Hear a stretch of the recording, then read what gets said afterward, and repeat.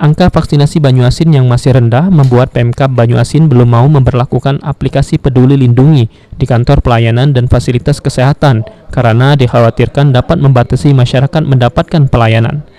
Menurut Bupati Banyuasin Askolani, masih banyak masyarakat yang belum tervaksin, sehingga pihaknya terus mengejar angka vaksinasi di atas 50% hingga Desember mendatang.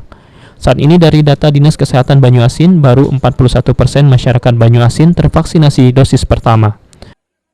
Karena kita sadar betul bahwa pelaksanaan vaksinasi sedang kita laksanakan, sekarang sedang kita kerjakan, baru lebih kurang 40% lebih lah pelaksanaannya. Nah, kalau ini kita sudah berlakukan di pemerintah Kabupaten Banyuasin, karena banyak masyarakat yang ingin berurusan di Kabupaten Banyuasin, sehingga